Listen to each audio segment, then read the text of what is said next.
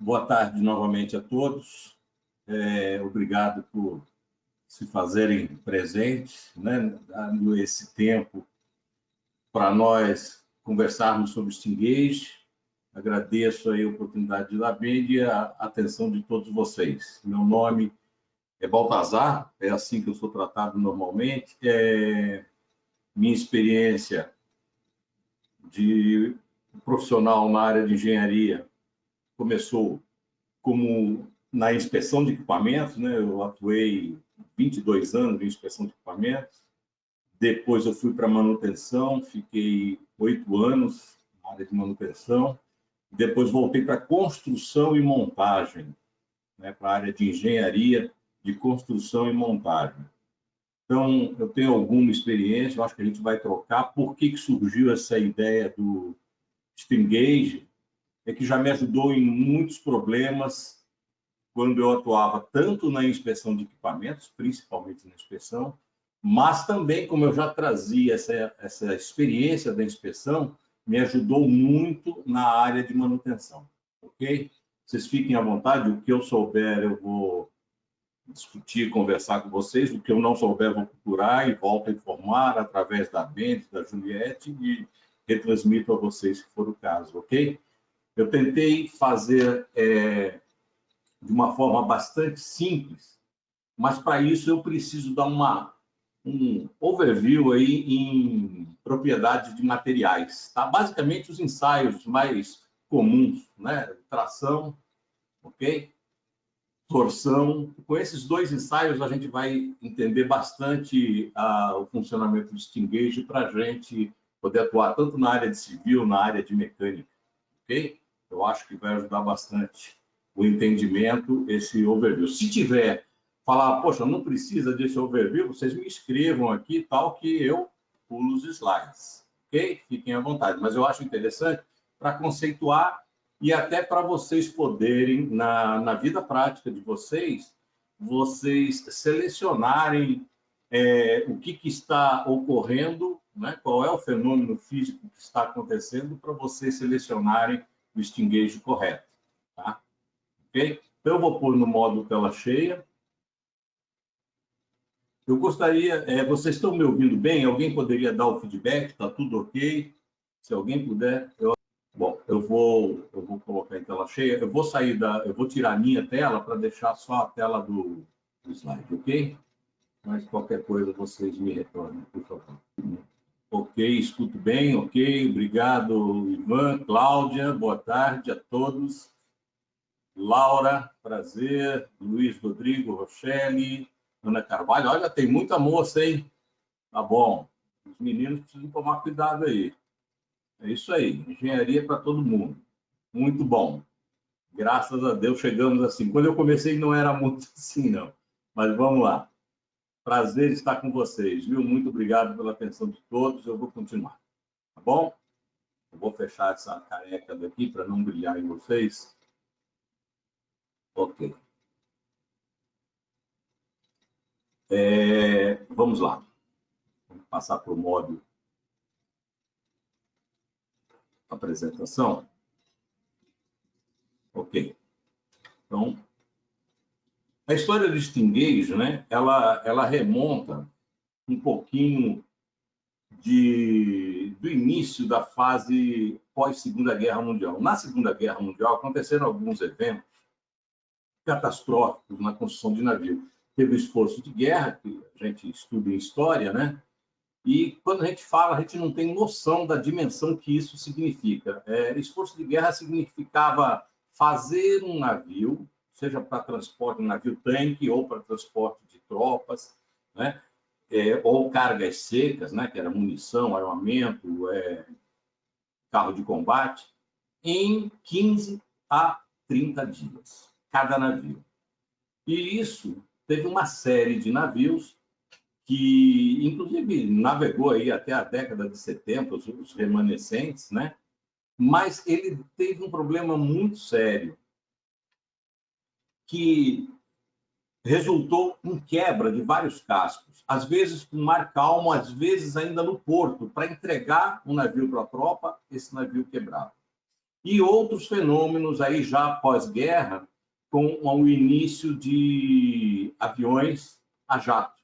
Né? Saímos da era da hélice, ou turbohélice, e entramos na era jato. E aí começou a acontecer algumas coisas, e a evolução, a necessidade da evolução, que é exatamente o que mostra isso. Você jamais chegaria à Lua se você não testasse tudo antes. E muitas vezes, mesmo testando antes, né? Vocês devem lembrar, Apolo 1 foi catastrófico, incendiou por causa do que um fio do comando de som.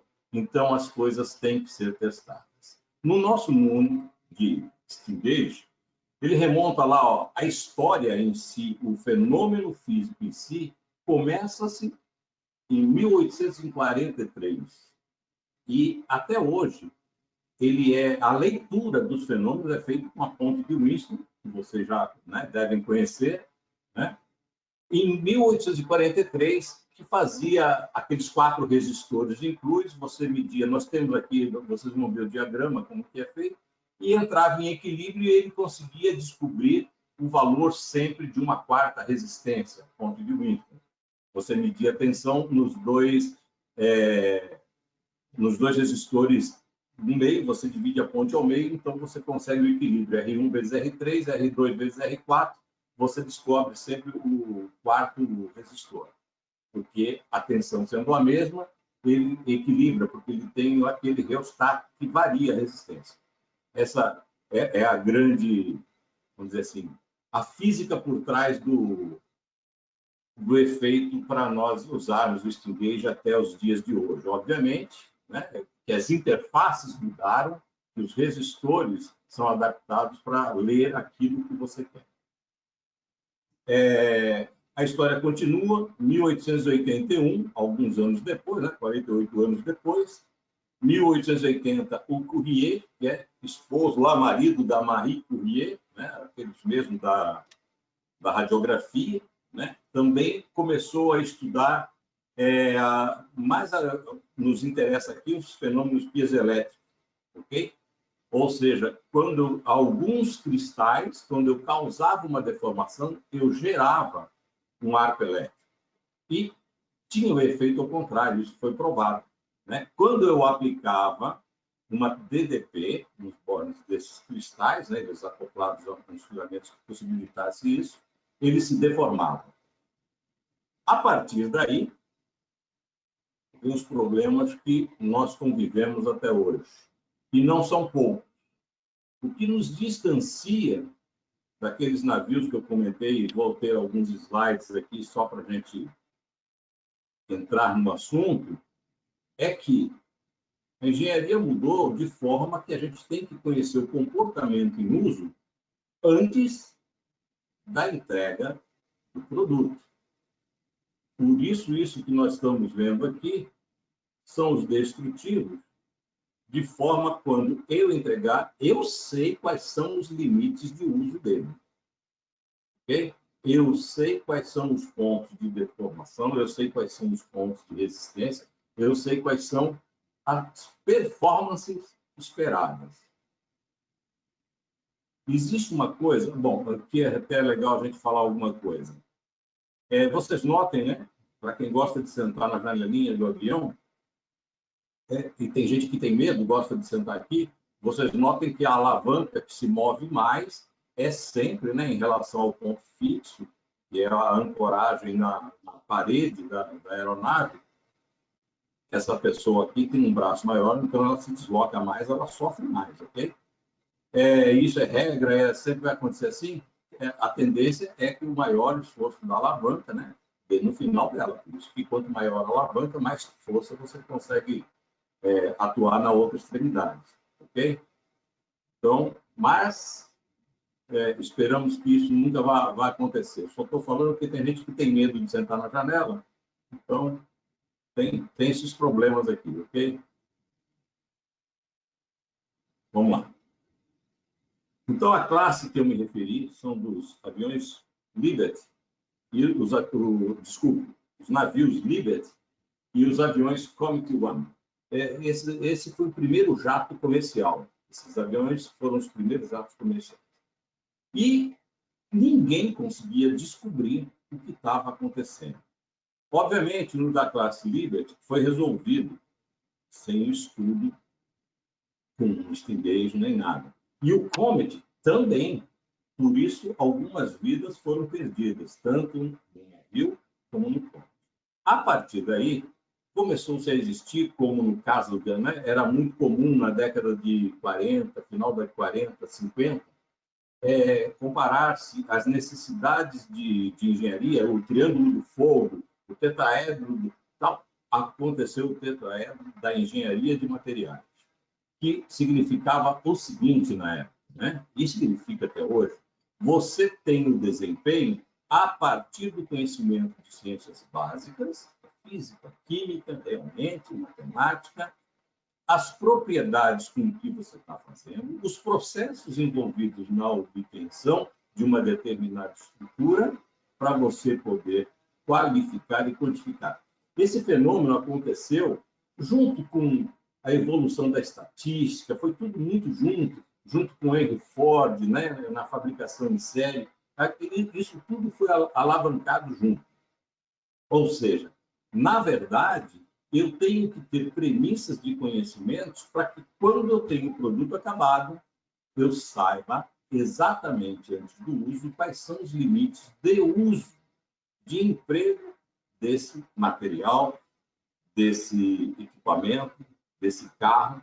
Né? Eu não sei, isso aqui era muito comum, parafuso de máquina não especificado, e entra um outro problema muito comum para nós também.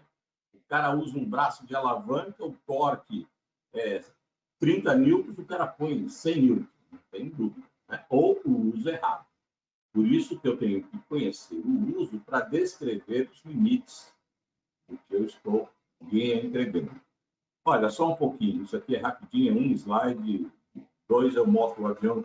Foram feitos 4.000, quase 5.000 navios, falha por fratura frágil 1.289, navios partidos ao meio, várias fraturas, tá? Mas ao meio, 19 navios. É interessante saber, alguns no porto. Mais calmo, tranquilo, e quebrava ao meio. Na verdade, isso tudo aqui aconteceu por falha de material, tá?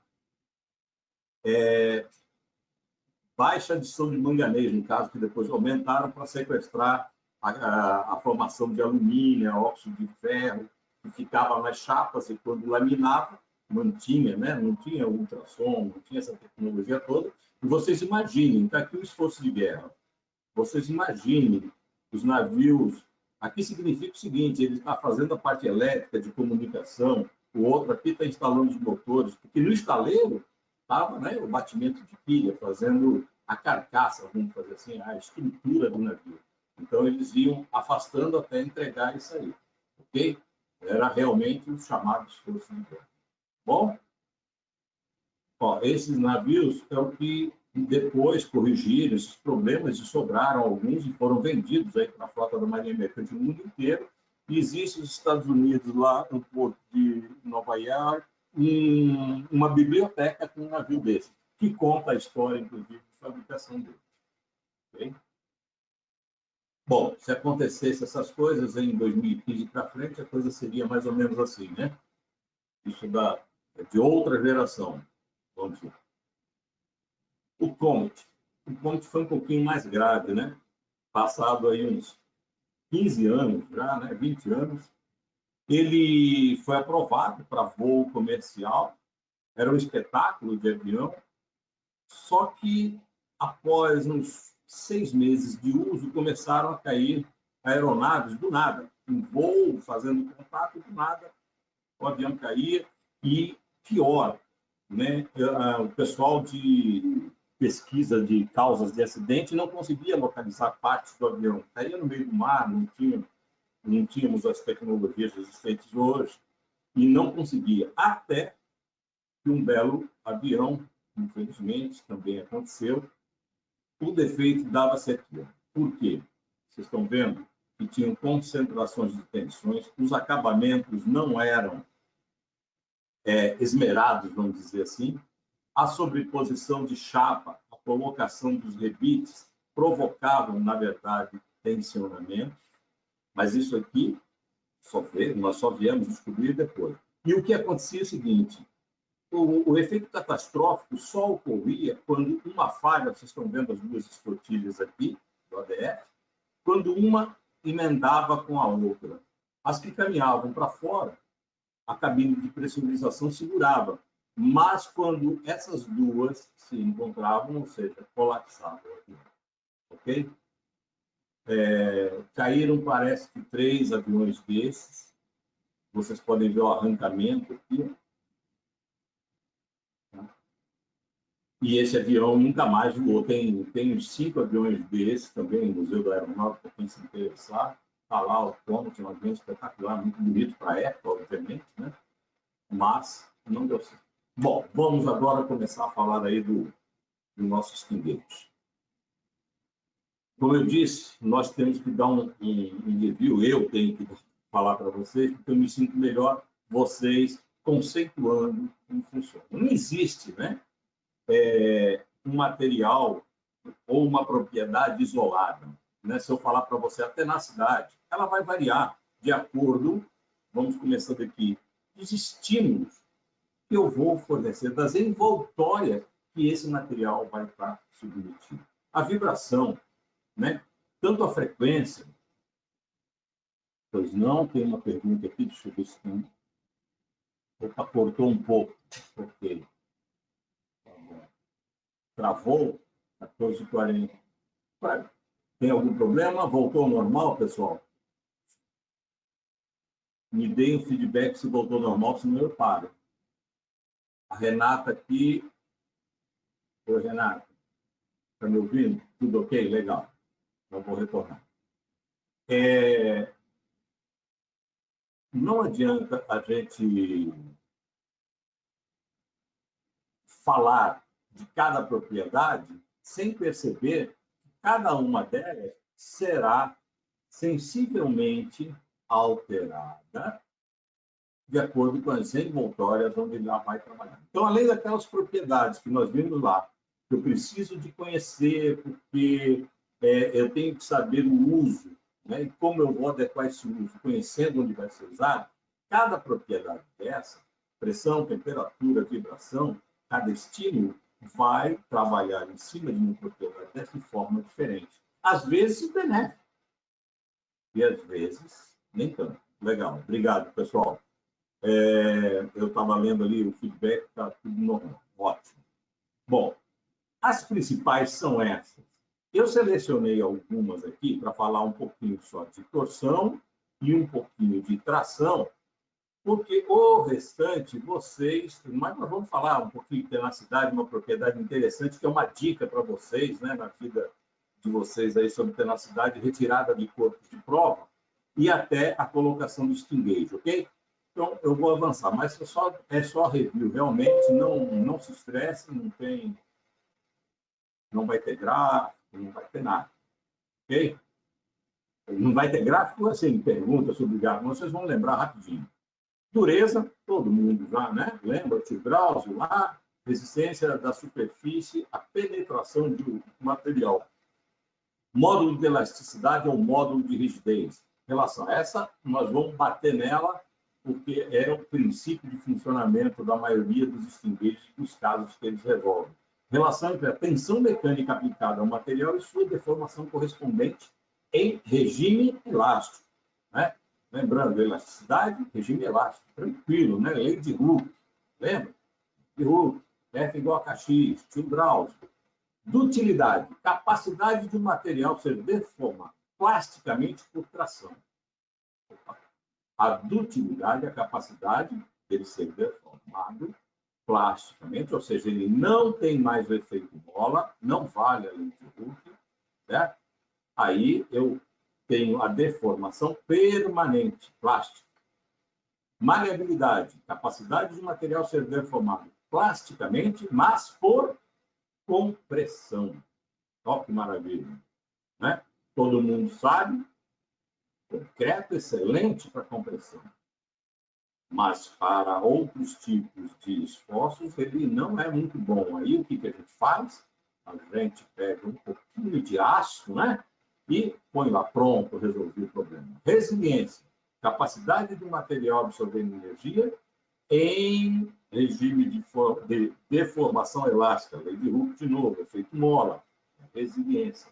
Ele absorve, reage, responde, amortece.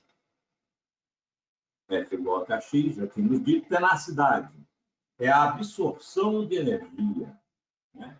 Então, são materiais que antes de romper, antes de haver a ruptura, eles se devoram. Normalmente, para medir energia, eu não vou fazer um ensaio estático, né?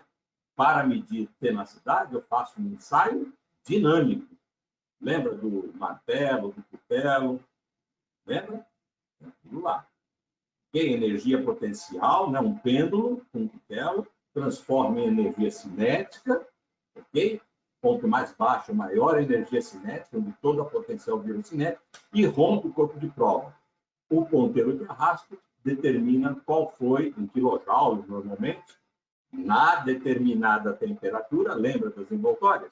Eu determino qual era a tenacidade do material, que é a resistência ao impacto. Resistência à fadiga, capacidade do material ao mecanismo falha por fadiga quando submetido a um regime cíclico, né? Aí vocês devem estar lembrados do regime cíclico. Ele também, uma envoltória que muda muito isso, é temperatura.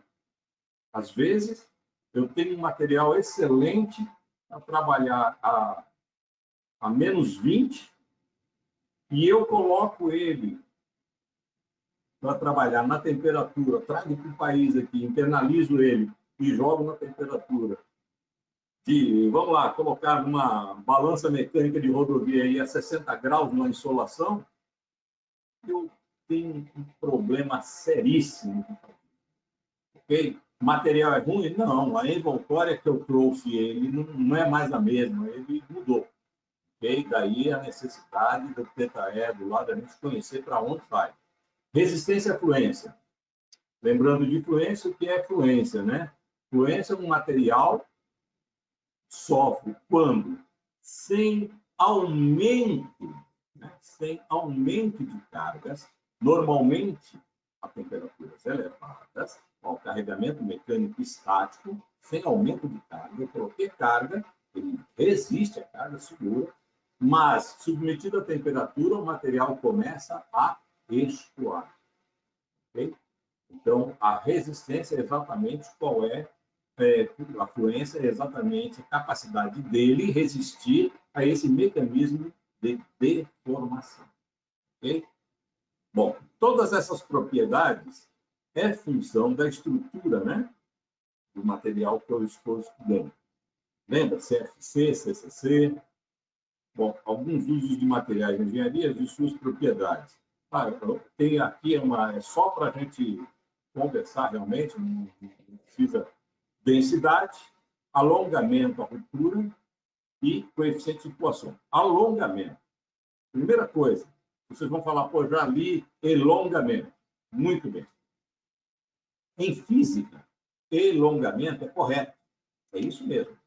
E alongamento passou a ser sinônimo para a física também. Antigamente não era, não. Elongamento é a distância relativa de uma molécula no corpo quando submetido a tensões de tração, de compressão e tudo mais. Okay? Pode escrever elongamento. E por isso, lá no gráfico de tração, na maioria de livros de propriedades de materiais, resistência de materiais, está escrito elongamento. Mas está errado falar alongamento, está nada. O conceito é o mesmo, é tudo tranquilo. Okay? Só para não perceber, tem erro, não tem erro. É isso mesmo. Elongamento, alongamento, hoje em dia pode ser utilizado sem problema. Bom, alguns materiais, a borracha, né, a densidade, e vem a ebonite, que é uma borracha rígida, e o astômeros, para compararmos aqui de 0,1 a 100 com relação à densidade, ou seja, os materiais para engenharia, dependendo da propriedade que você deseja, ele pode ter um uso mais adequado em função do quê? Das envoltórias onde você vai colocar depois do seu objeto pronto. Preciso de conhecer antes para eu poder fazer o melhor possível no melhor preço. Bom, lembram disso? CFC, CCC ou HC, né? O hexa. Veja só, qual é a estrutura que impõe maior dificuldade para a deformação? É a que tem maior número de moléculas. Ok? Então, na CFC, ela tem 1/8 vezes 8, 1/8, lembra? Vezes 8, que dá 1, mais a metade em cada face, dá 6. Metades dá 3, 3 mais 1, 4. E a CCC? A CCC, ela tem corpo, uma molécula aqui, e 1/8 em cada uma, que dá 1, tem 2. Ok? Lembram disso? Muito bem. Então, é mais fácil eu deformar essa estrutura do que essa. É muito mais difícil que essa. Vantagens e desvantagens. Depende do uso. Uma coisa é certa, todos os materiais, eles têm impurezas, e é graças a essas impurezas que a gente consegue manipular e fazer conformação de material. Está aqui para a gente enxergar melhor, ok? Essa daqui é essa. Ok? E essa daqui é essa, ó. 1/8 vezes 8 dá 1, mais 1 é 2. Ok? Aqui é 1/8, mais a metade em cada face, que dá 6, dá 2.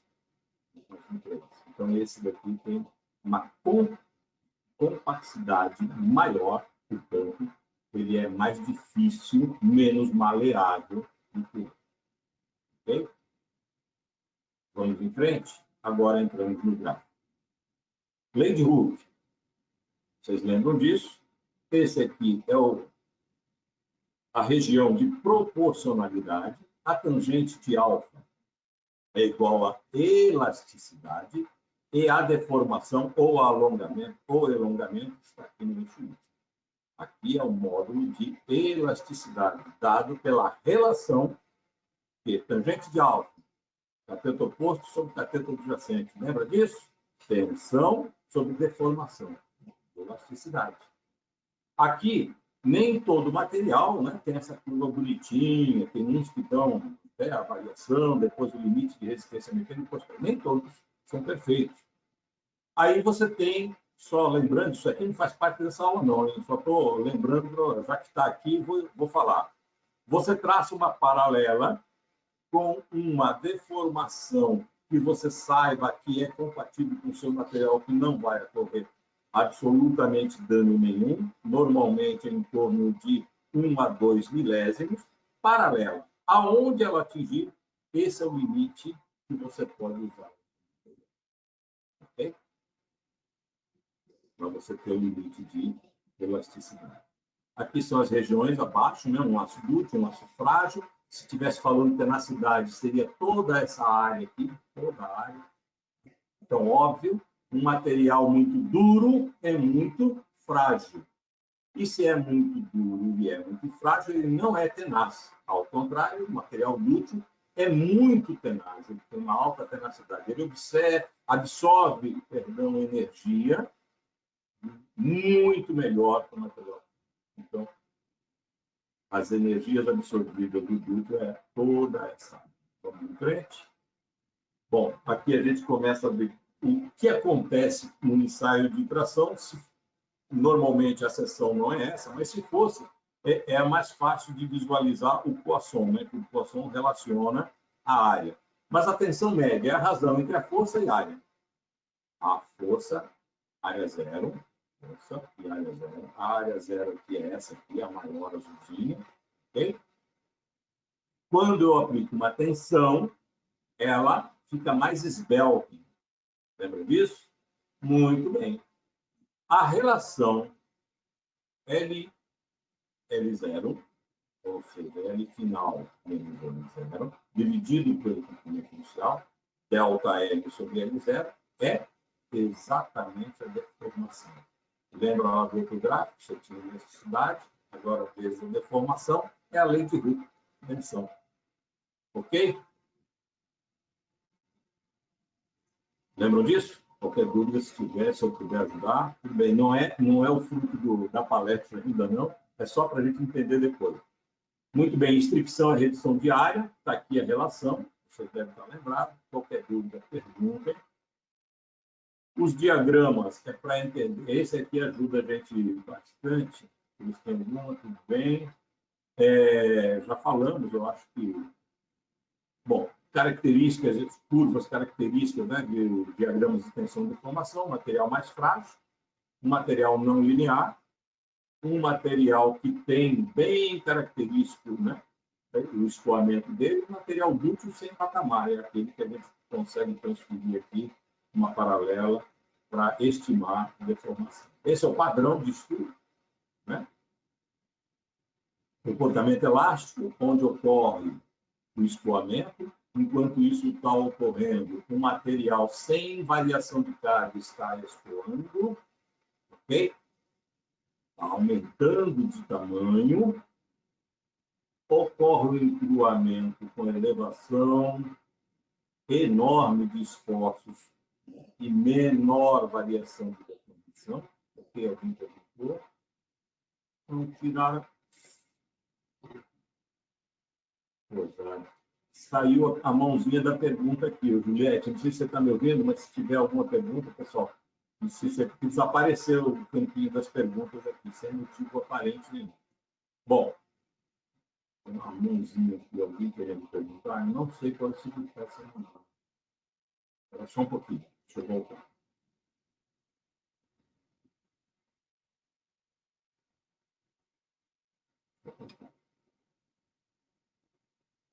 Não estou conseguindo ver as perguntas aqui.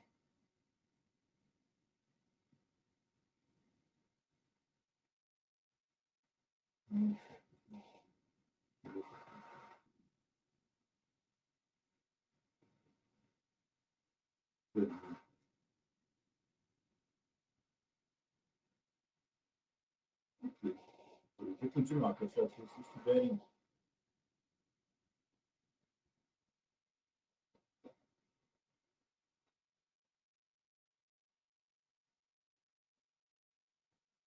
alguma... Eu realmente vou tentar ajudar, mas eu não estou...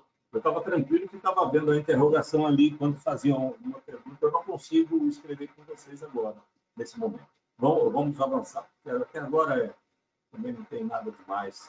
Se tiverem perguntas, a gente faz daqui a pouco. Vamos continuar. Ok?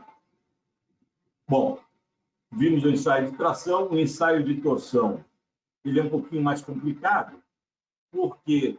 Porque ao invés de simplesmente medir e aonde era, lembra, a tangente, para o ensaio de torção, é arcotangente, em radianos. Ok? Mas eu não vou entrar muito em detalhe nisso, mas só lembrando para vocês o seguinte. Voltou aqui, legal. Deixa eu ver se tem uma mensagem.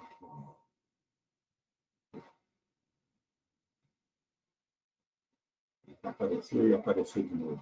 Apareceu de novo. Tenta depois alguém mandar alguma só olá, tudo bem, para ver se aparece aqui para mim, por favor. É importante aqui nesse ensaio, que quando vocês forem raciocinar para este engage, se o que eu quero medir é torção, é preciso saber que existem movimentos correlatos diametralmente opostos. Isso é importante. E, olha, no momento em que eu mexo isso no ângulo de torção θ, obrigado. Tá legal. Alguém mandou aqui. Legal. Obrigado, Leandro. Obrigado, excelente. Arroz, obrigado. Muito grato. Excelente. Tá ótimo. No momento em que eu atuo um esforço com a alavanca, né, o momento torsor, o braço da alavanca vezes a força, nesse momento, eu trouxe as fibras que estavam em estado de repouso, neutro, para cá. Esse pedacinho aqui, ele está sob efeito de tração, né? E o mesmo está acontecendo, ele estava em repouso aqui, eu trouxe para cá, tração. Todo o restante deste corpo Lembra daqueles gráficos, tração, deformação, que você passa a linha e ele inverte na diagonal? Todo o restante, ele está sob efeito de compressão. Então, a gente precisa saber aonde está acontecendo para raciocinar onde eu vou instalar os pingueiros. Hoje em dia, já tem rosetas tal, que possibilitam, por exemplo, você colocar e pegar tensões em diagonal que você não pegaria se colocasse só um tipo.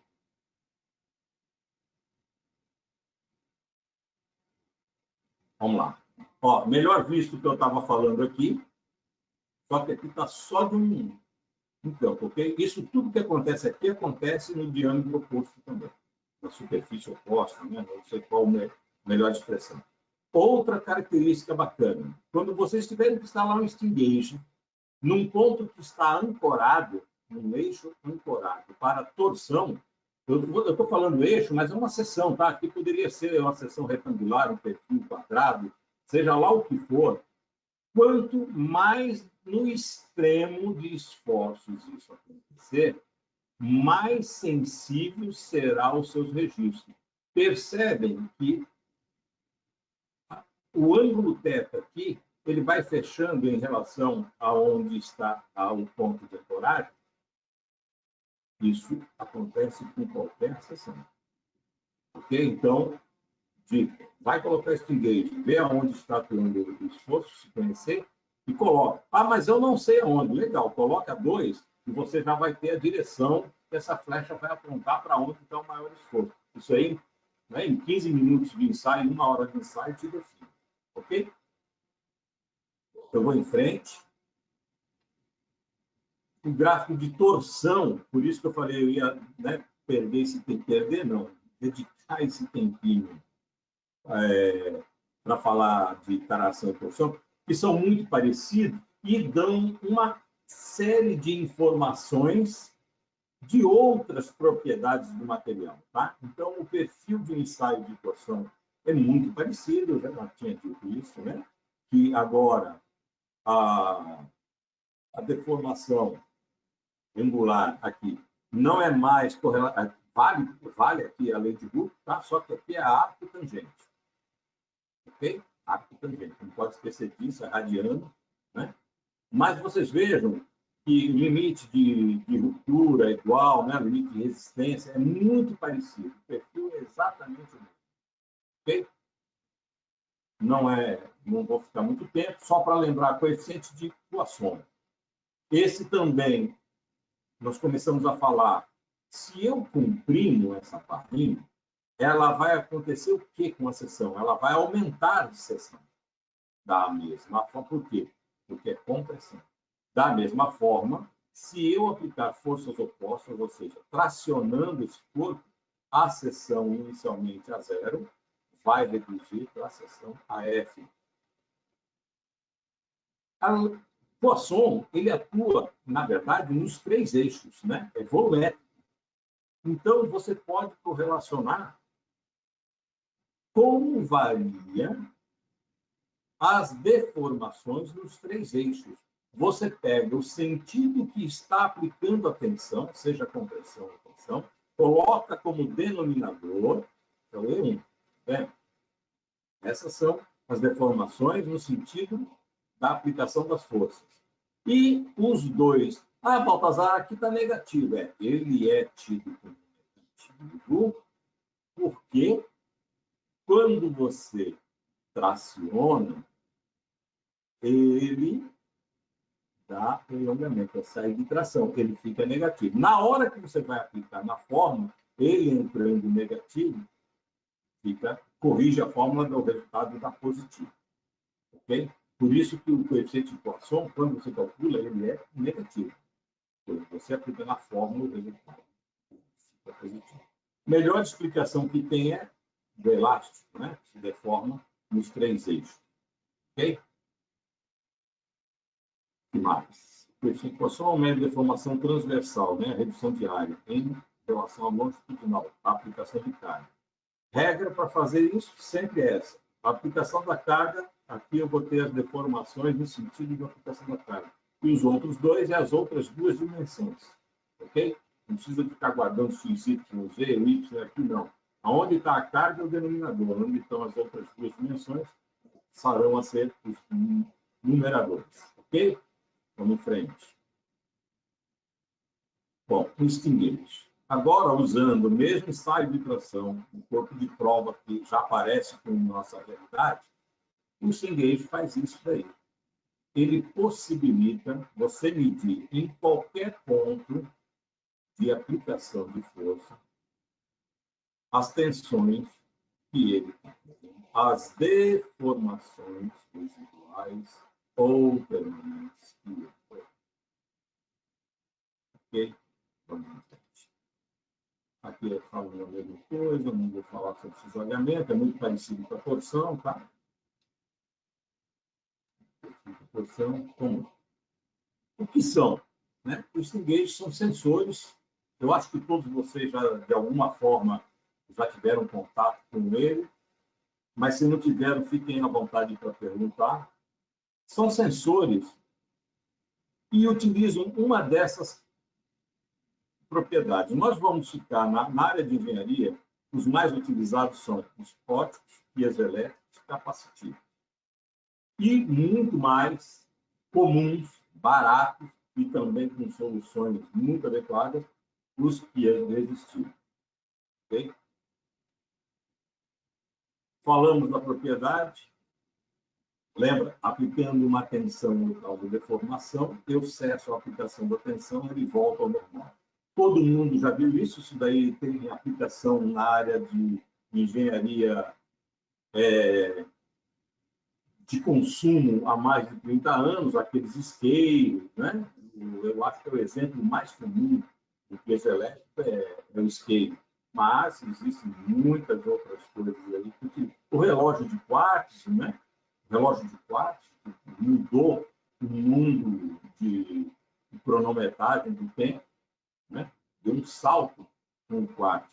Funciona basicamente nisso aí, né? Que é o cristal líquido. Quando você aplicava a tensão, ele corria para o filamento e marca lá o dígito correspondente, além de possibilitar o pulso correto de 1 segundo. A palavra peso, do grego, eu não sei pronunciar grego, tá, pessoal? Mas é isso aí, piesen, que significa pressionar o efeito piezoelétrico, é reversível. Nós vimos isso lá, quem estudou isso foi o marido da Cuvier, né? Jacques Cuvier, e o seu irmão Jacques, quando sujeito a uma voltagem externa, pode sofrer variações, sim. E eu faço o contrário, se eu deformar, ele gera um arco elétrico. Okay? Esses são os exemplos mais comuns, que são os sensores que começaram a abrir caminho para o seguinte.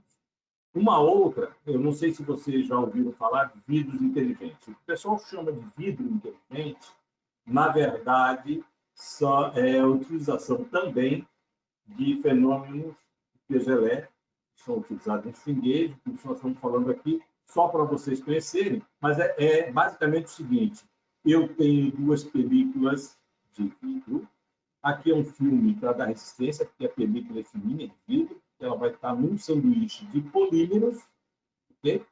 E eu tenho um filme protetor dos dois lados. Aqui o polímero, ele tem uma composição de sais, de íons, né? Seja como for, que quando eu faço circular uma corrente, eu alinho. Quando eu os alinho, eu vejo, fica transparente. Quando eu desligo, fica no seu estado de menor energia. Lembra daquelas coisas de química? KLM, fica menor, os spins se reduzem. E então, como eles ficam desordenados, mais equilibrados, vira opaco, eu não vejo. Isso aqui é muito legal para quem trabalha aí em áreas que tem que fazer uma sala de reunião no meio de uma sala, ou lojas, né? E ele possibilita projeção também, né? Utilizado em escritórios, na sala de reunião, tá aqui, ó. É muito legal. Isso aqui é uma coisa muito bacana. Não é Ah, mas é astronômico, não é tão astronômico assim, tudo. Hoje em dia, até em arquitetura, o pessoal está usando bastante isso daí. Ok? Então, falamos do vidro inteligente. Óbvio, lembram dele? Ele está aqui até hoje, né? Está aí fazendo sucesso. O ultrassom também é outra utilização dos fenômenos piezoelétricos. E mais recentemente, está aqui esse material para gerar energia elétrica. E aproveitando essa propriedade, e quando aplicado na tensão, isso aqui é Noruega, tá, pessoal? Muito bacana. Vamos lá. Agora, nós estamos aqui, supõe um material elástico. Antigamente era assim, tá? Eu tinha que colocar 2 stingers. Por quê? Porque todos eles eram resistivos e eu teria que medir as deformações que estariam acontecendo. Hoje em dia, já existe stingeiro, que são chamados de roseta, vocês vão ver daqui a pouco, que ele já mede radialmente aqui as deformações. Okay? Então, dá um resultado mais realista, né? Assim. Porque antigamente eu tinha até a tensão diagonal, eu quero a tensão perpendicular, a força, eu quero a transversal, eu tinha que espalhar esse meio. Mas, na verdade, a grande evolução é eu meço exatamente o que está acontecendo, não preciso, né, de fazer o trajeto todo. Se eu quero só no meu regime de trabalho, eu falo o stinguejo, quero atrás do stinguejo no regime de trabalho que eu quero. Não sei se eu me expressei direito. Eu não preciso de colocar, por exemplo, um vaso num teste hidrostático, que é um carregamento que esforça muito, né, o vaso, sacrifica, inclusive, eventualmente existem estudos aí de fadiga, que sacrifica um pouquinho a vida útil desse equipamento, por isso até a NR 13 mudou o questionamento sobre fazer teste hidrostático a cada parada, né? Hoje em dia, com um profissional habilitado, você consegue postergar isso daí, e ensaios alternativos, porque você pode, em operação, medir os esforços que, eventualmente, nós vamos chegar lá, podem provocar os seus defeitos inesperados. Vamos chegar lá.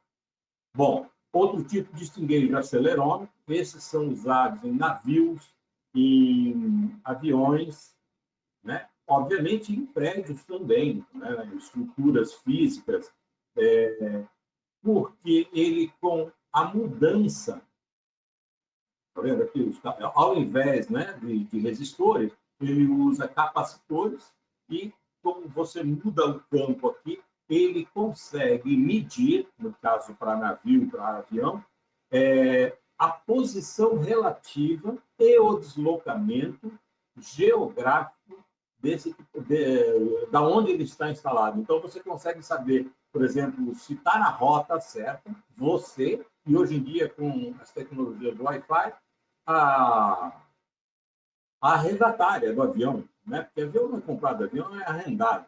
Então, o escritório consegue saber aonde o avião está trabalhando, você tem todos os dados e o piloto também, normalmente, são acelerômetros capacitivos. Entendeu? Bom, desse aqui eu não preciso de falar, né? Essa é a pior situação, tá, pessoal? Para que vocês nunca ocorram, independente da área de engenharia que vocês atuem, independente do que vocês façam, sejam técnicos, engenheiros, gerentes gerais, não importa. O pior cenário é quando você tem mapeamento e tenta, eu vou citar uma palavra que está no meu vocabulário, tá? E tenta se enganar. Né? Eu estou sendo eufemístico, obviamente. Tá? Então, esse é o pior cenário. Se você tem algo instalado para monitorar alguma coisa que pode ser catastrófica, é diferente de você estar monitorando esforços para ver aonde tem dano, se eu estou ultrapassando, mas Se você tem elementos que monitoram efeitos catastróficos, vocês acreditem nos alarmes que antecedem a catástrofe. Depois, eu não preciso, né, de gastar o nosso tempo aqui, vocês sabem o que acontece. Ok? Vamos em frente? Então, esse é o tipo mais comum de sensor, né? Tem os vários modelos para DIC, para piezoelétrico também, para barragens, mas se usar, respeitem os limites. E recomendo que usem. Outra aplicação, a gente não imagina os esforços, né, que um casco de navio, ao atravessar a crista de uma onda, ele fica em balanço, ele fica apoiado numa superfície, tanto a proa quanto a popa fica em balanço. E os esforços laterais que isso provoca são enormes. Então, os navios modernos, de passageiros, até para o comandante reduzir a velocidade, corrigir proa para menores esforços, eles têm extinguidores espalhados no casco. E não é só navio, avião também. Né? Nós falamos no início lá do Comet. Por quê? Porque um avião, assim como um navio, ao decolar, o que sustenta são as asas. Mas se você, o ângulo de pouso, o ângulo de decolagem, os efeitos de uma tormenta pode danificar a estrutura. E, ao invés de você ficar perguntando como é que foi o voo, você tem uma caixinha, um extinguidor que ficou gravando full time, e, de novo, aviões são arrendados, navios também são arrendados. E interessa para o dono o uso que ele está sendo feito.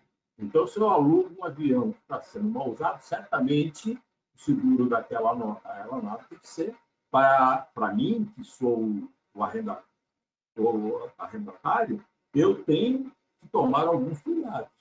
E eu tenho a vida útil encurtada. Okay? Então, seguradora, por exemplo, que você pede seguro de um avião, eu trabalho com seguro, eu sou perito. A primeira coisa que você vai é o histórico de extinguidores, não tenha dúvida. Até para você saber qual é a vida remanescente do que você está falando ali do seguro. Qual é o prêmio que você está falando. Você quer fazer um seguro de 10 anos, sabendo que o seu extinguidor já falou que você tem mais 3 anos de uso naquelas condições? Você vai ganhar o prêmio, né? E eu vou perder. Ok? Então, hoje em dia, tanto aeronaves, né, navios como aviões, eles têm extinguidor espalhado. Nós vamos ver aqui aonde ficam esses extinguidores já já. Obviamente, eu vou colocar, eu gosto desse exemplo, eu sei que ele é meio chatinho de ficar olhando, mas olhem só, numa seção com carregamento em gasto, a diagonal, lembra das forças cortantes? Olha que bacana. Você consegue ver aqui em X, eles têm os comportamentos iguais. Okay? Tração, tração, compressão, compressão. Basicamente, a leitura dessa história aqui é isso aqui. Entendeu? Obviamente, aqui eu estou com 4 extinguidores, não é o caso. Né? Normalmente, eu coloco até 3, eu coloco, mas eu tenho que conhecer um valor que é o do meu instrumento. Okay? O restante eu posso espalhar aí, extinguidor, mas tem extinguidores que medem muito mais tensão do que 4. Tá? Que eu digo direção, tá, pessoal? Todo mundo lembra disso? Lembra que eu falei? A hora que você mede tensão aqui, você coloca uma corrente, isso daqui em diagonal, como eu tenho uma variável, né? Essa é do meu instrumento, eu consigo variar, nesse caso aqui, 2, eu consigo medir, colocar em equilíbrio e sei o valor das resistências que eu quero conhecer. Ok? Bom, aqui é o peso elétrico, antigamente, você tinha pela tensão, você conhecia a massa.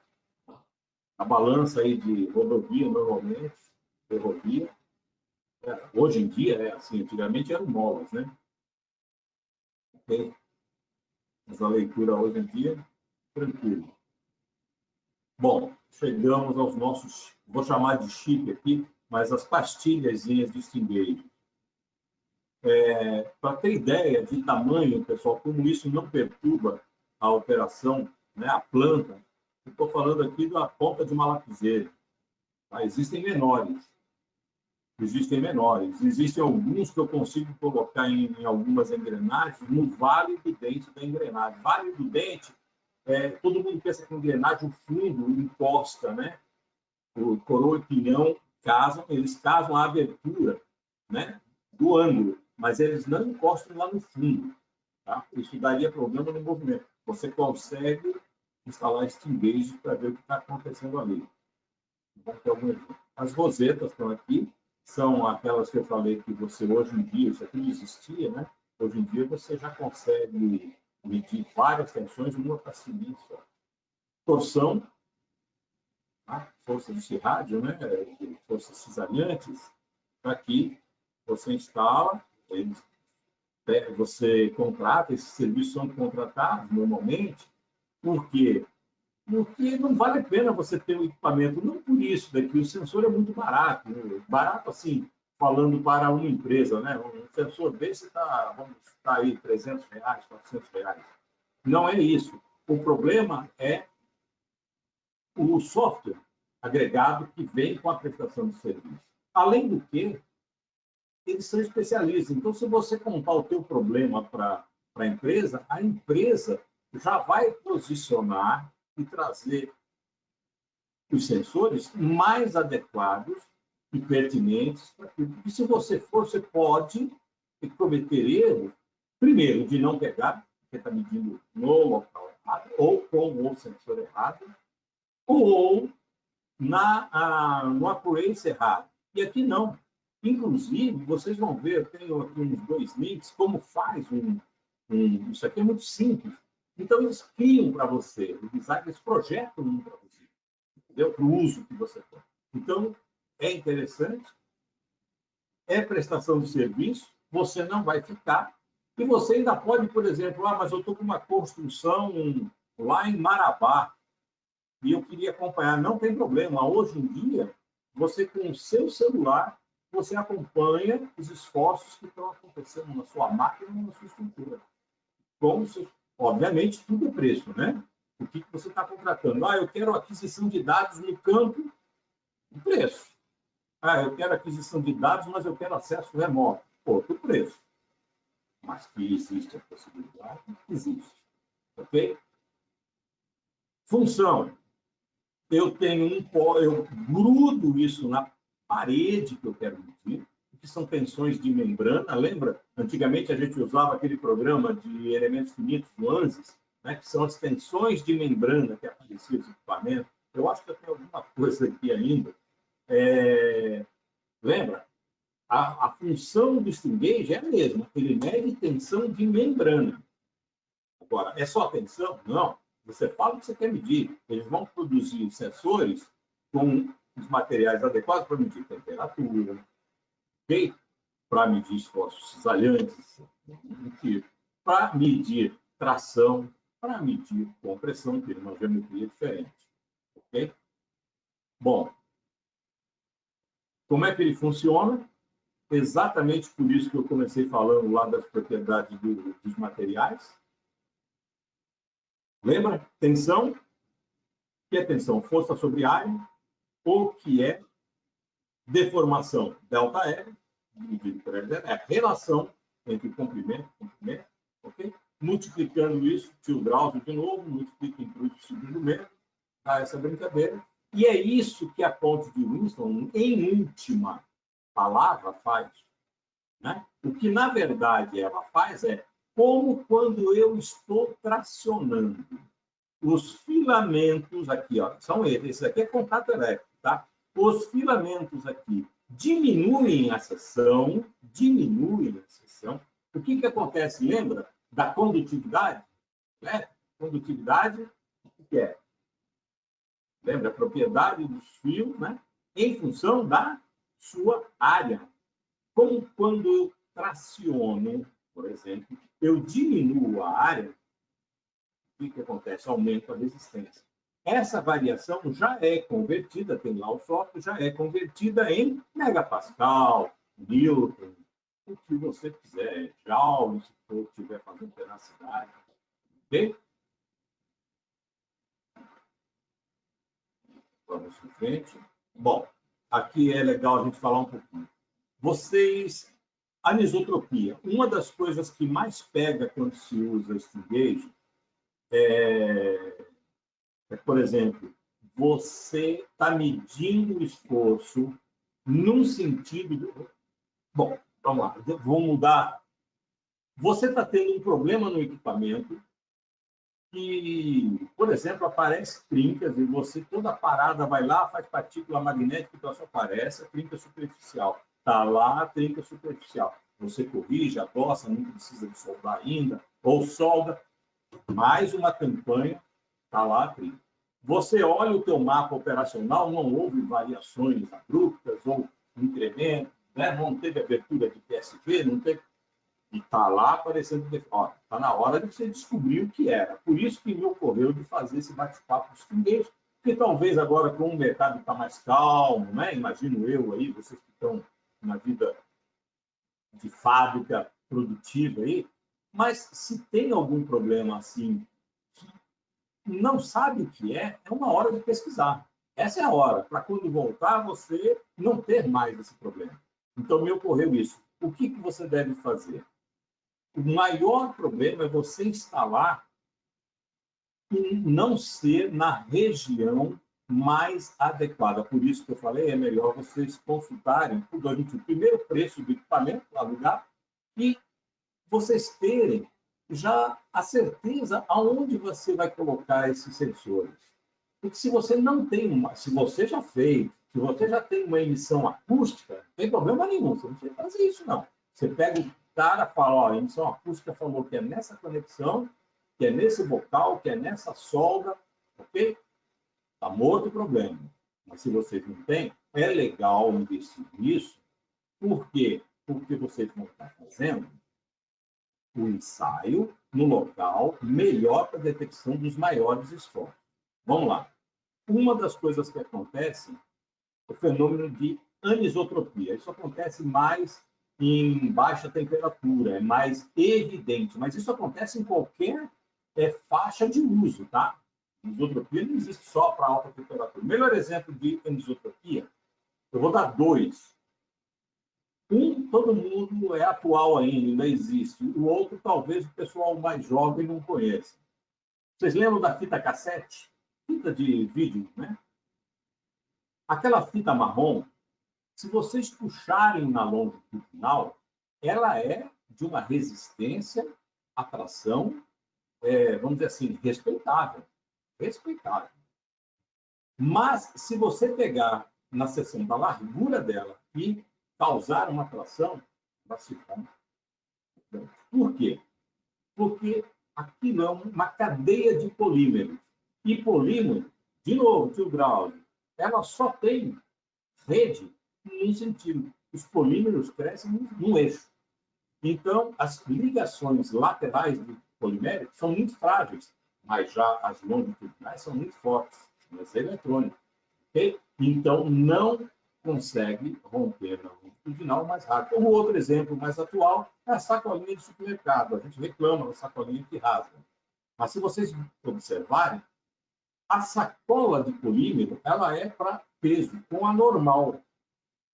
Mas aí eu quero, para economizar sacolinha de supermercado, para ser ecologicamente correto, ao invés de eu colocar 1 quilo, eu coloco 3, ou com um volume que abre. E aí eu começo a fazer força, não na longitudinal dos polímeros, eu começo a abrir e ela rasga. Então, a anisotropia basicamente é o diferente comportamento de um material, seja no sentido das suas lamelas, no sentido das suas fibras, aonde tiver. Por exemplo, madeira é característico, né? A madeira ela é usada, inclusive esses aviões pequenos usam estrutura de madeira. Por quê? Porque ela tem na sua longitudinal, do cerne da madeira, um comportamento, uma flexibilidade maravilhosa sem as desvantagens do aço. Ela respeita a tração e ela não deforma a seção. Então, é uma qualidade, né? É uma propriedade vantajosa para determinados tipos de uso, né? Enquanto que o aço, se ele, né, traciona aqui, ele entrua do outro lado, ele se compacta do outro lado, né? Então, mas se você abrir um perfil de madeira, lascar, saída longitudinal e for para a seção e fizer assim, ela abre completamente, é onde a gente fala, a madeira lascou, então ela não resiste a esforços, ok? Então, este mesmo, vocês já viram, esse aqui é um fabricante, tá, pessoal? Ômega. Não sei se tem representante no Brasil. A KSB tem. Aqui são várias configurações, né, nós falamos. E isso aqui, se o que eles tiverem não cabe no seu equipamento, eles vão tirar. Com relação a isso, não tem problema. Bem, aqui é para a gente ter noção, né? O que ele consegue medir? Ele consegue medir picos assim, isso aqui no caso de vibração, né? A gente não conseguiu, tal. Consegue medir picos mínimos. Vantagens disso daqui, por isso que eu estava entrando no assunto, né? Com a minha planta em operação, desde que eu já conheça as envoltórias que causam esses tipos de problema, eu consigo instalar o Stingage com a máquina em operação, manter assim e armazenar dados. Você que determina se é 24 horas o seu ciclo o ideal, se é um mês, se são 30 dias, se é uma campanha. Obviamente, para uma campanha, você vai, né, não vai ficar pedindo para monitorar pelo celular. Deixa lá o computador de campo e o processador ficar e depois descarrega num PC. Eu vou contar uma história de como eu comecei a gostar de Stingage para vocês. O conceito de anisotropia, falamos. Eu acho que tem isso aqui é quando eu dou aula mesmo de material. O Sharpie. Então, o que vale a pena falar de Sharpie aqui é isso, né? Se vocês um dia forem retirar copos de prova para ensaio de Sharpie, por favor, evitem corte a quente. Se eu fizer, não esqueçam de fazer usinagem através de fresa, porque tem que ser removidas as regiões afetadas pelo processo a quente. Está aqui. Esse é o problema da anisotropia. Então, eu falei em Sharpie, é mais evidente, né? Por quê? Porque na cidade evidencia isso enormemente. Imagina que isso aqui é uma chapa de aço para o seu vaso de pressão, para o seu navio, seja lá para o que for. Se você tirar um corpo de prova, neste sentido, o sentido de laminação é esse, e fizer um entalhe transversal do sentido de laminação, imagina agora nessa mesma chapa, eu fiz o corpo de prova e eu entalhei nesta face. Muito bem. O corpo de prova dele. E o outro na face lateral adjacente. Eu terei 3 respostas com um afastamento de valores que uma eu posso reprovar o material, o outro não tem, né?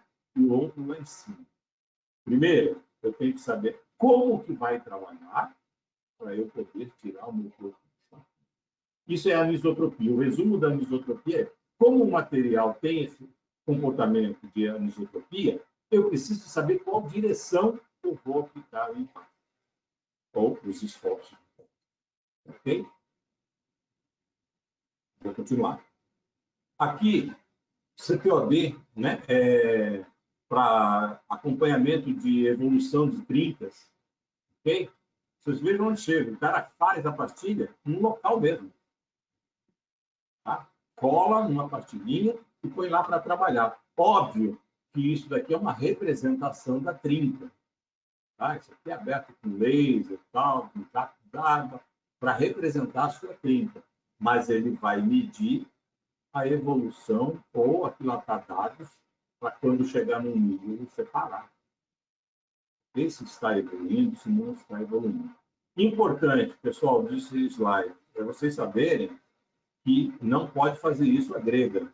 Né? Existe a norma para fazer esse tipo de corpo de prova. Tá? Okay? a STM 647. Bom?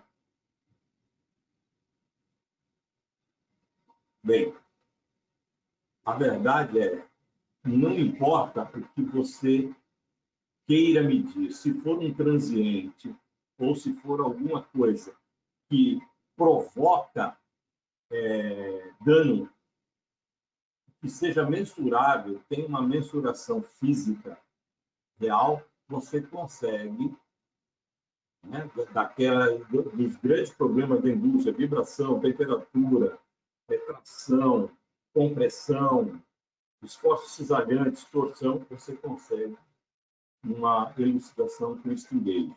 Basicamente, o que você precisa obviamente, essa é a parte que... Aqui, vamos dizer, perdão, pessoal, aqui é a ponte de Winston, aqui é o teu extensômetro, é aquilo que a empresa vai estar trazendo para instalar no campo, no seu equipamento, no ó, uma fonte de energia, que normalmente é uma bateria, o amplificador ou decodificador desses sinais que vem da ponte de Winston, e aí, no campo, ou um gravador, ele vai ficar aquisitando dados ali, e posteriormente você vai levar isso para um PC, vai arriar e já traz o relatório para você, se você contratou o serviço. Hoje em dia, existe, como eu disse, a possibilidade desse gravador fazer isso aqui para você. Ele grava no campo e coloca ali no emissor, mandando para você a aquisição de dados de hora em hora, diariamente. Como eu disse, cada coisa que você pedir, os caras vão pôr o preço. A maioria, eu digo isso para vocês, a maioria é melhor investir o dinheiro em tempo de aquisição de dados do que em sofisticação. Eu sempre, eu sou favorável, não é porque eu sou antigão, velho, não. O simples é sempre mais perene, né? Vocês vejam o alfinete, existe até hoje. É simples demais. Mas o que ele tem que fixar, ele fixa. Aquela cabecinha redonda de seguro, um tecido, um papel, ele é eficiente. Tá bom? Então, quanto mais simples e eu puder aquisitar mais dados por mais tempo, ora, para que eu vou usar um recurso que eu quero receber no meu telefone? Se eu não estou, obviamente é diferente. Se falam para mim, olha, você vai ser responsável por avaliar a ponte lá que caiu, e vai ter... Ora, aí eu quero receber 24 horas aqueles dados e vou ficar olhando de meia em meia hora o que está acontecendo. Mas aí é um outro caso. Mas se o meu equipamento está em regime operacional e eu quero avaliar, eu quero ter um histórico de performance dele, com dados que estavam causando dano, que pode estar acontecendo, eu não preciso ficar recebendo 24 horas. Eu vou falar, eu quero que fique uma campanha. Uma campanha para uma usina de cana-de-açúcar talvez seja 2 meses, a colheita, e a moagem e a caldeira funcionando. Talvez para uma petroquímica seja por 40 dias. Talvez para um pier seja um abastecimento de navio ou o recebimento de navio com um tanque de óleo, ou de produto já refinado, seja 6 meses, que é o enchimento, esvaziamento, depende de cada um de vocês. Isso é igual àquela estudo de estatística e probabilidade. Tem a inferência. A inferência é a parte do conhecimento que é sua, interna do seu processo, da sua fábrica, da sua fonte. Bom, e de novo, nós já falamos, R1 vezes R3 tem que ser igual a R2 vezes R4. Essa é a função dos Sting Gauge, ok? O DDP está aqui, eu tenho que medir esse daqui que eu aplico, esse daqui que eu leio, tem que variar aqui, eu decodifico na unidade de esforços que eu estou desejando. O princípio é sempre o mesmo. Ok? Mas Baltazar, temperatura. É muito parecido com o de tensão. O que diferencia ali? É o material, é níquel-cádmio, é outro material dos elementos de resistência. Basicamente é isso. A construção é igual. Tá? Olha, para vocês terem ideia, vocês lembram, teve um foguete agora que lançaram e o cara começou a estudar essa empresa que ganhou, e os modelinhos dele eram modelinhos assim, ó. para testar alguns componentes. Tamanho de uma moeda, 5 moedas, e aqui estão extinguidos. Quando ele queria medir determinados esforços, ele lançava isso daqui, ele não lançava um foguete grande, muito mais barato, né? Porque aqui nós já falamos, né? As interfaces, como é que mede, o grau de complexidade que você quer, se é no campo, porque essa interface aqui, ela só precisa ser ligada para análise, para aquisição, morre aqui, ok? Bem, aí a gente já sabe, notem, né, que esses movimentos podem estar provocando, obviamente, trazendo isso para o nosso mundo. Esse aqui, ela está mexendo com a porta, está soltando cada vez mais. Esse é um dos problemas, né, de folga, de perfilação. Okay? Bom, quando eu dou aula de tubulação, eu faço a demonstração. Eu vou fazer uma pergunta para vocês. Prestem atenção na pergunta. Tubulação. Aqui era só para mostrar, né, uma esfera, um vaso cilíndrico e uma tubulação. Né? A tubulação é um vaso de comprimento infinito. Vamos lá. O que vocês acham quando um tubo está com pressão dentro? O que vocês acham? Qual o maior esforço? São as tensões circunferenciais ou as longitudinais? Eu vou esperar 2 respostas, pelo menos, aqui. Por favor, me ajude, senão eu vou dormir. Ó, eu sei que já está passando da hora, eu vou dar mais 5 minutos, está acabando aqui. Não está longe de terminar, não. Por favor, eu quero ir até o fim com vocês. Vamos lá, pessoal. Ninguém vai escrever?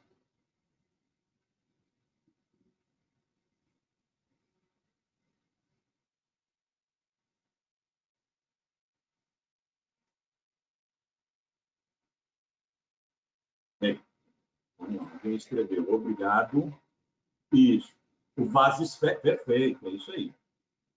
É igual. No tubo, o estresse é maior. Então,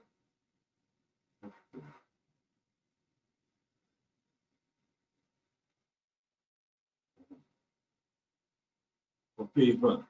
Olha só. Então, me ajuda agora. Eu tenho um gasoduto com a pressão de 100 kgf por centímetro quadrado. E ele tem as soldas longitudinais, que são soldas de campo, são soldas, perdão, de fábrica, e as soldas circunferenciais, que são soldas de campo. Eu induzo 2 defeitos do mesmo tamanho, tanto na solda longitudinal como na solda circunferencial. Eu crio, tá? Eu pego uma maquita e faço um defeito lá. A pergunta é, qual solda vai abrir nessa mesma pressão?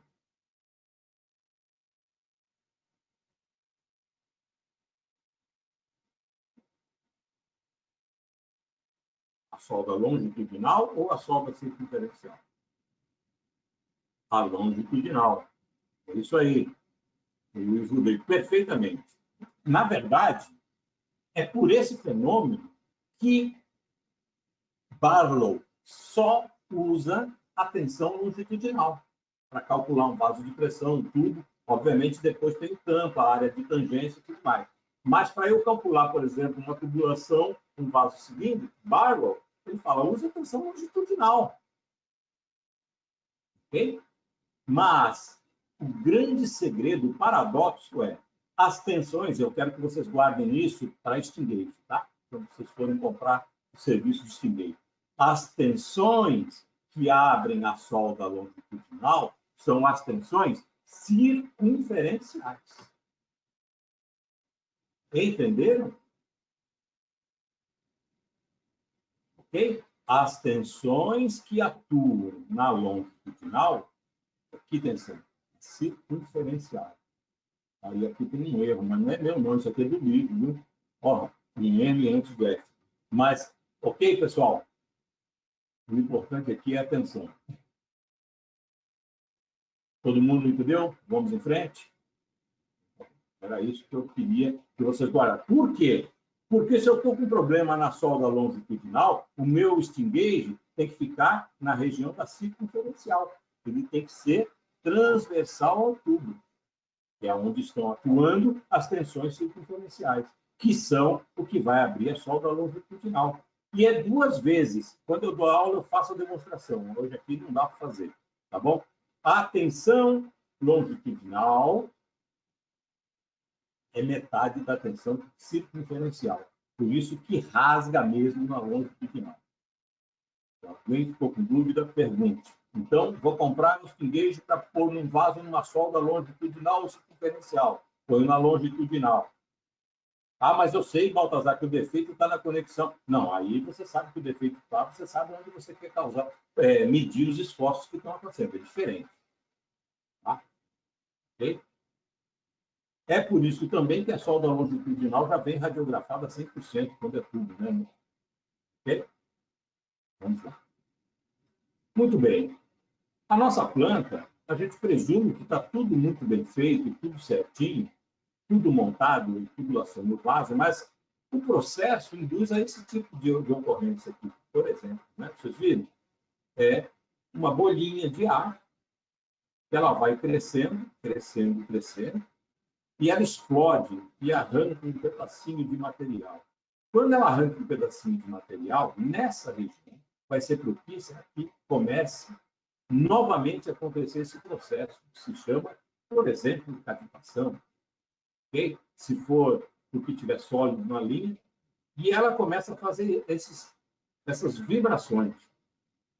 Estava tudo montado certo. Então, existem nossos processos aí, né? Suporte de mola, de vários modelos. E essa é outra coisa também. Para eu mudar um suporte, nunca faço isso, nunca mude um suporte de mola, né? Nunca troque uma mola de um suporte sem saber exatamente que ele seja um coeficiente igual ou compatível com os esforços que vocês estão amortecendo. Razão para instalar isso, eu não sei se devo instalar ou não. Vocês instalam no sting gauge, se estiver acontecendo alguma coisa, vão medir e, obviamente, uma Dynatec da vida vai falar para vocês se vale a pena instalar um suporte de mola ou não vale a pena. Aqui são os acelerômetros, né, que eu falei no casco de navio. Eu tinha um filme no fundo do navio, ele não, mas eu emprestei e não me devolveram, infelizmente não tenho como passar para vocês. Tá? O acelerômetro, aquele capacitivo, pessoal, fica aqui, ó. Tá? Ele fica ligado junto com o GPS. E esses dois dão a proa do navio, velocidade do navio e outra, o que mais for necessário. E os sting gauges ao casco dão as deformações que estão acontecendo. E isso tudo fica armazenado no armador. No nosso avião, eu falei, da atitude do avião, por exemplo, né? Também são os acelerômetros. Aqui é o sting gauge normal, instalado aí numa armadura. Aqui é o processador, o cara vai usar o celular dele. Esse é o capacitômetro funcionando. Se a gente visse o elemento, aqueles fiozinhos que a gente vê no resistor, se nós víssemos o capacitivo, seria esse funcionamento dele, o deslocamento. Ele altera a capacitância porque através de campo magnético. Okay?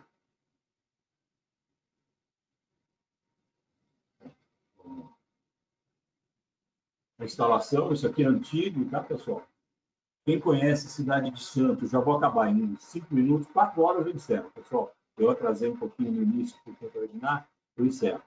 Antigamente era assim, hoje em dia não precisa mais, lembra que eu falei? Você coloca não existe, mas você põe 3 rosetas, 4 rosetas em cada superfície e você tem. Quem conhece Santos, viu aqueles edifícios inclinados na Avenida da Praia, né? São as nossas torres de pizza, né? E aquilo lá é acompanhado com sting gauge.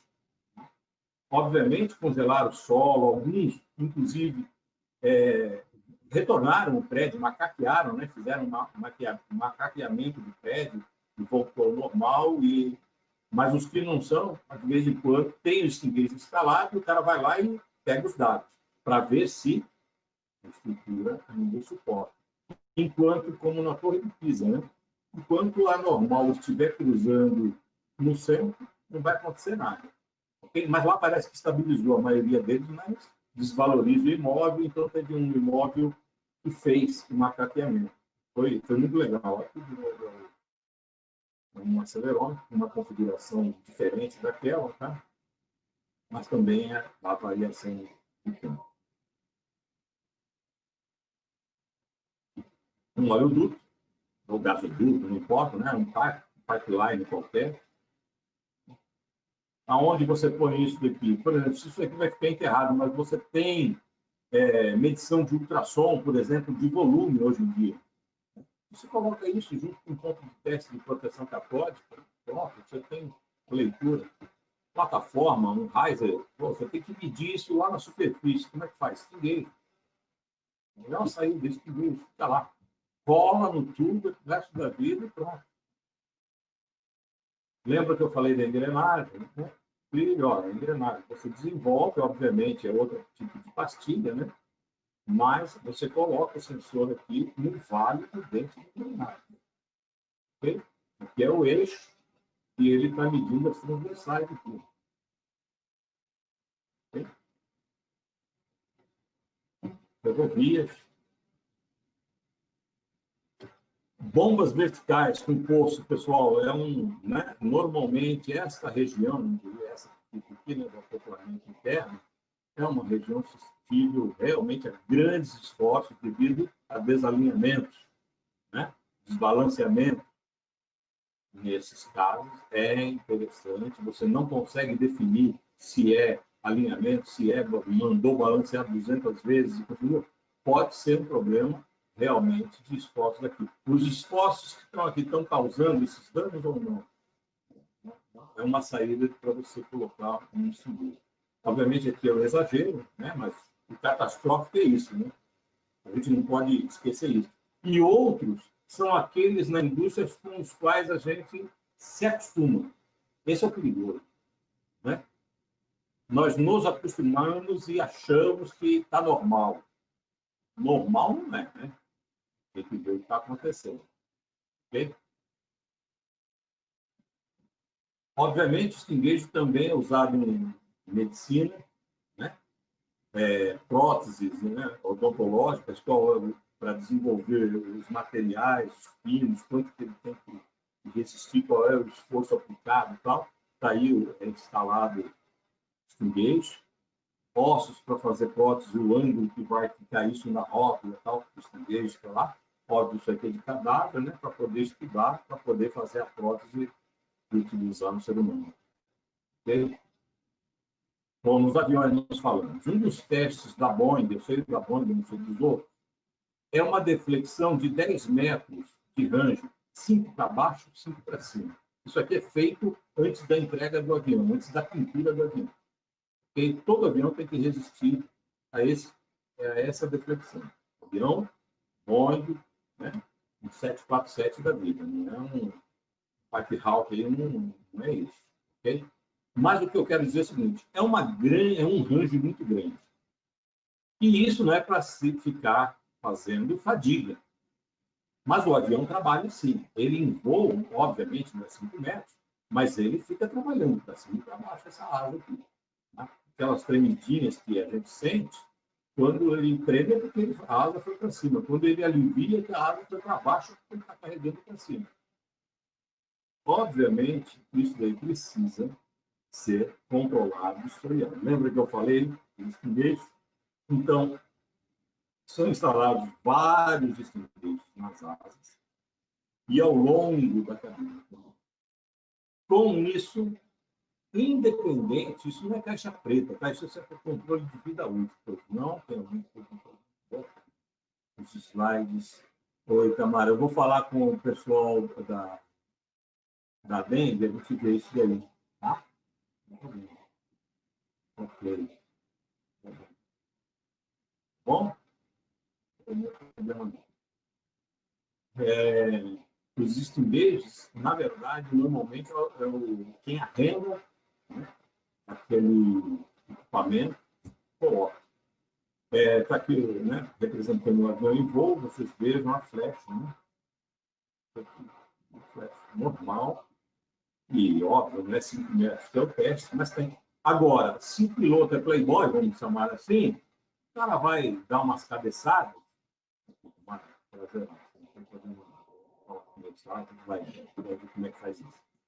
É interesse, né, do proprietário saber o que estão fazendo com aquele equipamento. Né? Contas, ele arrendou, mas aquilo uma hora vai voltar para ele. E ele arrendou por tal período, para tal tipo de uso. Se está maltratando, a seguradora dele vai descobrir que vai em cima disso e vai colocar o seguro em cima. Né? Então, ele precisa de saber, e uma das formas de saber isso constantemente, como é esse tipo de aquisição de dados? É simples, toda vez que o avião baixa, ou a cada mês, a rotina de inspeção, o cara, que nem o nosso carro, o cara vai lá, coloca tudo, faz a coleta de dados. Né? Aí tem as tensões de pressurização da cabine em terra, despressurização se aconteceu, né? Que esforços foram submetidos durante decolagem, durante pouso, se durante a tormenta. E, obviamente, existe a fadiga natural causada pela vida do equipamento, que é a curva da bacia. Né? Toda peça tem. Tá? Toda peça tem. Ela é nova, dá problema, depois entra num regime, lembra disso? Entra num regime e depois ela vai falhar. Para a aeronáutica, em média 85% antes de probabilidade de falha, você troca e acabou. A maioria das coisas. Bom, aqui é o capacitivo, né, real. E aqui vocês notam a deflexão em dinâmica. Okay?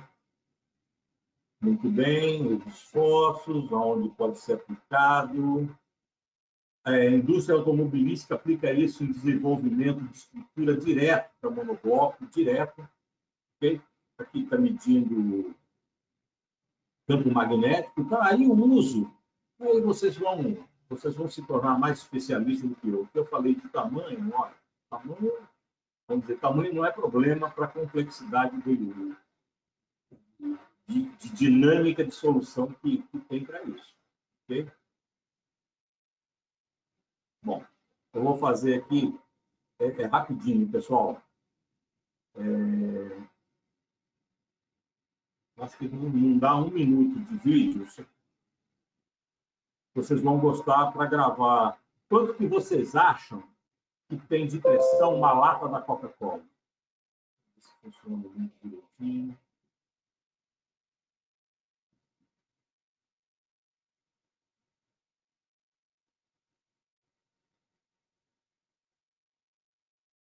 Pode citar para mim. Eu gosto de chute, né? É bom, é bom. Quanto que vocês acham que tem de pressão numa lata de Coca-Cola?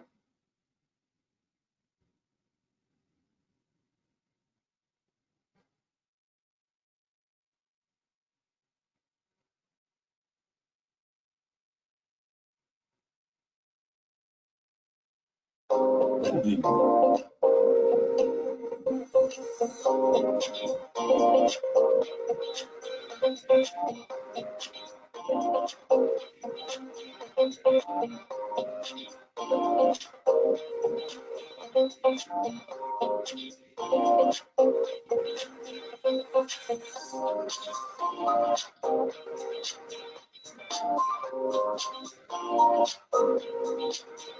Aí a fabricação, muito simples, né?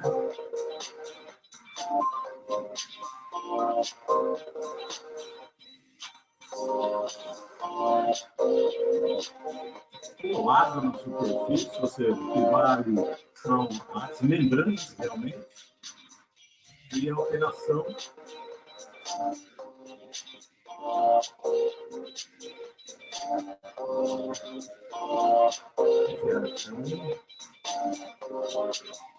versos. Eu vou sair dessa porque eu quero mostrar para vocês o outro. Agora já tenho algumas respostas para você também.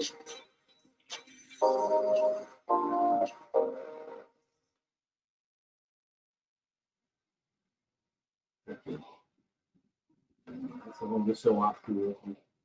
Fechou esse tempinho, já voltamos para a apresentação. Ok. Vamos lá.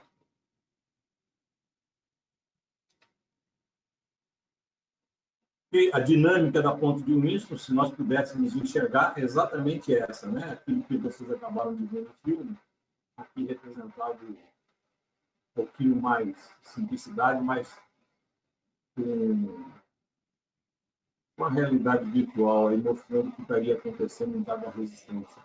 Tá?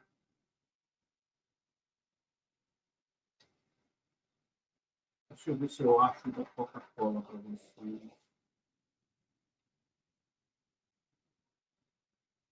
Ah, tá. Um minuto só, deixa eu ver se alguém me respondeu.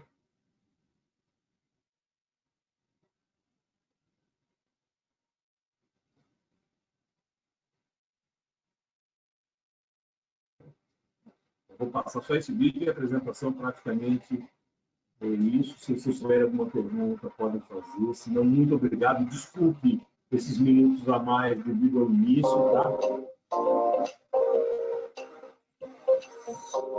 Extensões 4 durante 60 consideradas fingueiras?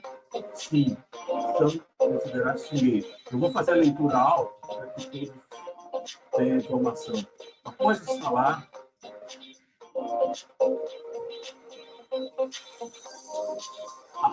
as fingueiras, devo me preocupar com o coeficiente de natação que irá sobrepor e proteger os fingueiros?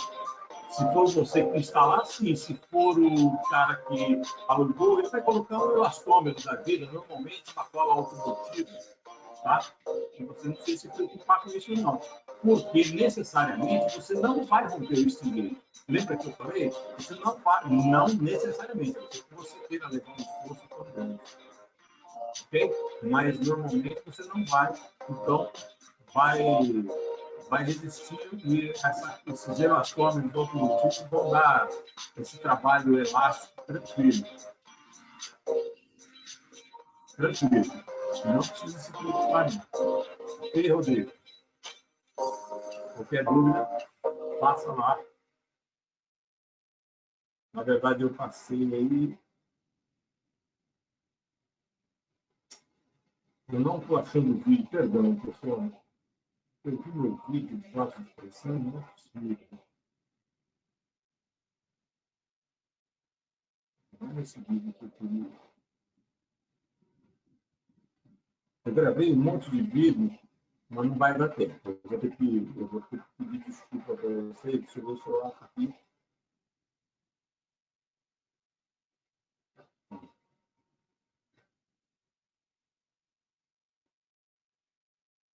Estou dando uma olhada aqui no slide. Vamos assistir um pouquinho. Vou sair aqui. Um minutinho só para ver, porque era muito interessante. Mas eu vou falar para vocês. O vídeo, infelizmente, não está aqui. Bom, deixa eu pôr a bibliografia que eu usei para essa pesquisa. A apostila do Baggio. Tem alguns livros aí da Fadiga, né? Propriedades materiais, óbvio.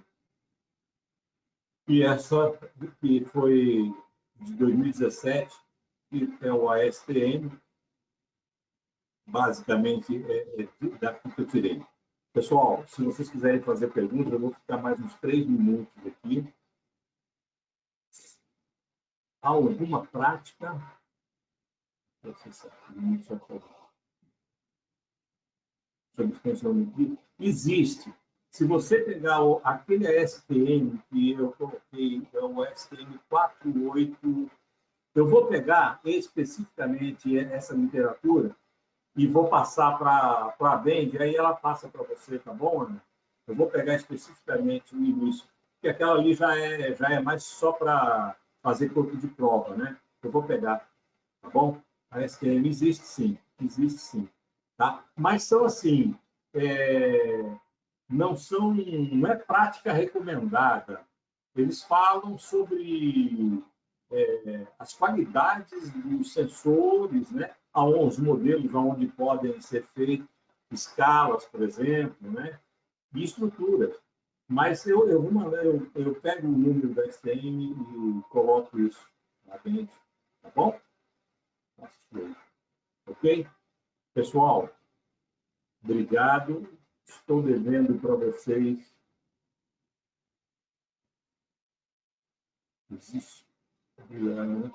sobre posicionamento do distinguido em copo de copo. Especificamente assim, não existe. Entendeu? Por que não existe? Não existe porque, por exemplo, eu vou falar um filtro. Vou falar um elemento bem simples. Um filtro em linha. Né? Depende da geometria e do produto e da pressão. Lembra aquilo que eu falei? São as envoltórias. Então, pode ser o mesmo filtro em outro lugar, com outra condição. Por exemplo, que a saturação dele esteja chegando a 70% e ele colapsando, e o efeito que está sendo causado lá é a pressão, e está fragilizando. Então, o Stingate vai demonstrar isso. Em qual posição melhor para medir? Ele vai ver aonde está falhando, se você já tem um histórico de falha. Se você não tem, o que ele vai colocar nos 3 Stingates, né, onde as possíveis geometrias sejam mais solicitadas, para poder te dar um posicionamento e fazer um estudo melhor. Tá bom? Obrigado a todos vocês, viu, Tamara? Obrigado aí pela paciência, pelo atraso, tá bom? Mas eu tentei fazer o que era possível aqui para entrar rapidinho, mas faz parte do sistema à distância. O bom é que nós falamos sem máscara, né? Eu, pelo menos. Bom, eu que agradeço a todos vocês pela paciência. Bom, eu vou ficar mais uns minutinhos, se alguém quiser alguma pergunta. O material, fiquem tranquilos, aí eu vou acertar com a bem. Bom, obrigado, Rochelle. Eu que agradeço aí a paciência de vocês. Tá bom? Então, tá aí. Ok? Um abraço, pessoal. Fiquem com Deus. Tudo de bom. Se cuidem, pelo amor de Deus. Vamos nos encontrar pessoalmente qualquer hora aí. Tá bom? Um abraço grande. Viu? E vamos em frente. Eu vou sair, então. Tá bom? Tá bom? Obrigado, Alexandre. Muito obrigado a todos vocês, viu? Individualmente, eu estou saindo agora.